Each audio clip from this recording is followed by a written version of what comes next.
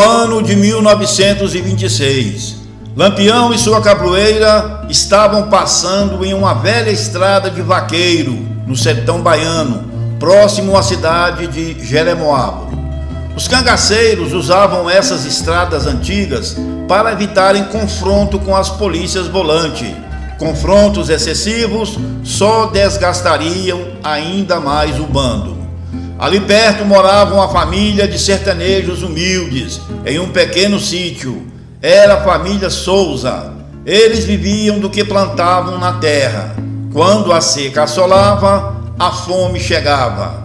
Era uma vida dura e difícil. Então, há muitos anos atrás, por volta de 1890, 3 cangaceiros, expulsos do bando do Senhor Pereira por insubordinação, andavam pelo sertão roubando, matando, queimando propriedades, enfim, tocando terror por onde passavam. Invadiram esse sítio, chegaram chutando as portas, deram um tapa no chefe da casa e mandaram ele matar um bode, porque eles estavam com fome. O seu Souza pegou o bode, o amarrou, fez o mesmo ritual de matar um bode, mas em vez de matar o bode, o Souza meteu a faca no pescoço de um cabra cangaceiro que estava perto. O criminoso caiu e em pouco tempo foi para o inferno. O chefe da família Souza correu para o mato. A mulher e um menino de 12 anos correram também para o mato. Era inverno no sertão. O mato estava alto e os 2 cangaceiros desistiram de pegá-los. Mas ficou uma moça que tinha um problema em um pé e por isso não conseguiu fugir. Depois de uma pequena corrida, logo caiu. Então amarraram as mãos da moça com uma corda e também ao pé da mesa da cozinha. Mesmo com o companheiro morto no terreiro, manchado de vermelho, conseguiram fazer comida, mataram galinhas, fritaram ovos e foram descansar na sombra de um umbuzeiro, mas de olho na moça amarrada ao pé da mesa. Depois de descansarem e a comida sentar no bucho, os 2 bandidos fizeram mal à moça e depois disseram a ela que voltaria para vingar o fim do companheiro, voltariam para dar fim no pai dela. Ao saírem montados em seus cavalos, por pura maldade, atiraram e mataram a única vaquinha que dava leite para a família.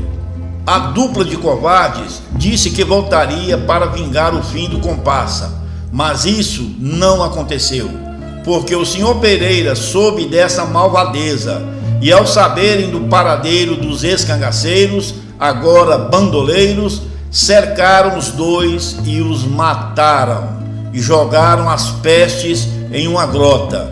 Esses não mereciam enterro, eram pior que animais. Aliás, bem pior, animal não faz o que eles fizeram. No Nordeste houve sim vários casos de abusos por parte de cangaceiros, mas a orientação dos chefes de cangaço que fizeram história, como Jesuíno Brilhante, Antônio Silvino, Senhor Pereira e Lampião, eram de serem justos com os sertanejos. A política era de conviver em cooperação mútua. Os coiteiros forneciam comida, faziam compras e davam informações sobre tudo o que acontece na redondeza. Eram importantes aliados. Sem coiteiros não haveria cangaço. Então, por que motivo um chefe de cangaço apoiaria a baderna e o crime gratuito? Arrumar inimigos? Se precisavam de amigos. Isso não faz sentido. É errado dizer que Lampião e outros líderes do cangaço eram estupradores e malfeitores.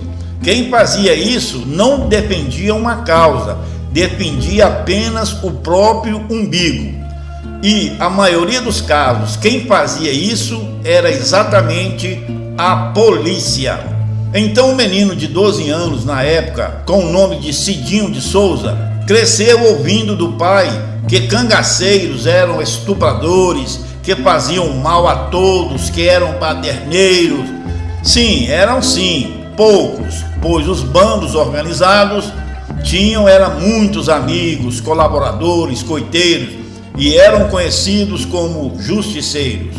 O desfecho dessa história vai dizer por que não devemos generalizar, pois todo lugar tem gente boa e gente ruim. Tem preto, tem branco, tem rico, tem pobre. Só tem um lugar que só tem gente boa, no céu.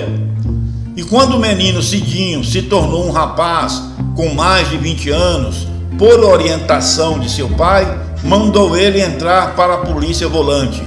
Assim mataria cangaceiros e vingaria o mal feito que fizeram a sua irmã. Um dia o velho Souza estava escutando rádio e ouviu um programa do governo. O Estado estava selecionando rapazes para se alistarem na polícia militar, especificamente na polícia volante, para combater o cangaço. O seu Souza mandou o filho se arrumar naquela mesma hora para se alistar na cidade. Não poderia perder aquela oportunidade de jeito nenhum. Cidinho tomava banho, estava se arrumando para se alistar no batalhão da cidade. Enquanto isso, o seu pai, o Souza, que sabia escrever, colocou um bilhete em seu bolso, sem o filho saber, escrito assim: vire polícia para matar Lampião e seus caba. Se o pai soubesse a desgraça que fez ao colocar o bilhete no bolso do filho, não teria feito aquilo. Mas na frente você vai ficar sabendo o que é. Como a cabeça do rapaz estava feita, pensava que a polícia era uma coisa séria, que agia dentro da lei. Mal sabia Cidinho que a polícia volante, na época do cangaço, era mais corrupta que os próprios cangaceiros, que até os bandidos presos eram melhor que os militares. Então seguiu a pé para a cidade de Jeremoabo para se alistar na polícia. Cidinho não tinha nenhum jumento para andar. A família era muito pobre, o chefe da família era pobre, não fazia nada para sair da pobreza, plantava e ficava olhando para o céu esperando chover. Ia morrer naquela miséria, por ser pobre e ter a cabeça pobre. Ao chegar em frente ao batalhão da polícia para fazer o alistamento, encontrou outros rapazes calados, sem graça. Então Cidinho viu um cartaz pregado na porta principal de entrada, dizendo que o alistamento de novos praças estava suspenso por ordem superior. O quartel estava de luto por 3 dias pela morte do comandante e que aguardassem notícias pelo rádio ou no batalhão. Então Cidinho também ficou meio triste. Descansou, sentou um pouco na praça, bebeu água em uma bodega e seguiu o caminho de volta para sua casa. Estava lá no meio do caminho quando, de repente, depois de uma curva, Cidinho deu de cara com Lampião e seus cabras. Eram mais de 50 cangaceiros. Cidinho ficou paralisado. Olhou bem para o bando à sua frente, olhou para o mato fechado. Era inverno no Nordeste. A mataria estava verde, grande. Mas aí Lampião percebeu que ele pretendia correr e deu berro. Não corre não! É melhor tu se apresentar e me dizer o que faz aqui, ou eu mando abrir fogo no você, caba. Cidinho estava muito perto do bando, apenas 10 metros. 50 cangaceiros atirando, pelo menos um o acertaria. E então desistiu de correr. Talvez escaparia. Lampião manda o sujeito se aproximar. Cidinho, com muito medo, se aproxima. E Lampião lhe fez uma pergunta. De onde tu vem? E onde é que pensa que você vai? Eu vim do quartel. Eu ia me alistrar, mas o comandante morreu e o alistamento ficou para outra semana. Então Lampião disse: Ei, caboclo, deu sorte. Pois se tu tivesse alistrado, já era um macaco. E eu não gosto de macaco. Mato tudinho. Mas como ainda não é macaco, né? E tu não mentiu pra mim, eu só vou te mostrar o que tu vai ganhar quando entrar na polícia. Vê se...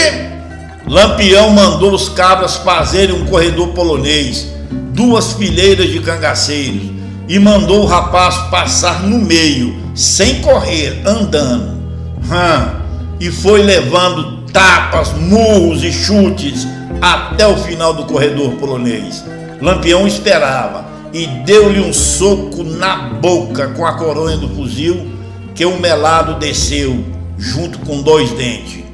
Então Lampião mandou revistar o rapaz Cidinho de Souza e encontrou um bilhete assinado pelo seu pai, aquele bilhete que eu lhes falei, olha só, dizendo para ele se alistar para dar fim a Lampião. A desgraça de Cidinho foi aquele bilhete que seu pai o incentivava a ser soldado para dar fim em Lampião. Lampião leu o bilhete e disse: Isso eu não vou deixar barato não, sujeito. Quando eu atirar o chapéu pra cima, tu corre. Pois quando o chapéu cair no chão, um só cabra meu vai atirar em tu, uma vez. Só uma vez. Se tu escapar, escapou. E nós se encontramos nos combates. Mas se acertar, acertou. Vice? Cidinho era ainda um moço sem experiência. Correu na estrada em linha reta. Aí ficou fácil. O cangaceiro meteu o burrai nas costas.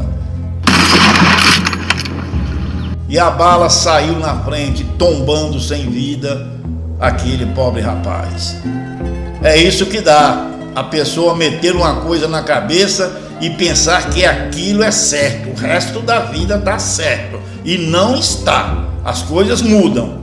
O seu Souza, pai de Cidinho, não sabia nem procurou saber que se tratasse bem os cangaceiros, nada sofreria, muito pelo contrário. Eram até protegidos, e muito bem protegidos, e ainda ganhariam um bom dinheiro, que ao menos os livraria da miséria em que se encontravam.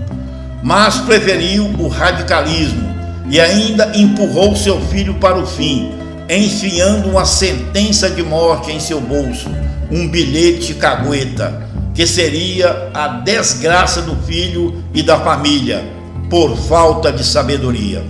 Essa história poderia ter um final menos triste, se não fosse o bilhete que o pai do rapaz Cidinho colocou em seu bolso.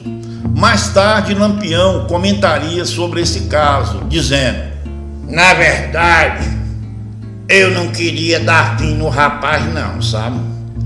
Mas o pai dele foi burro, colocando aquele bilhete no bolso do filho.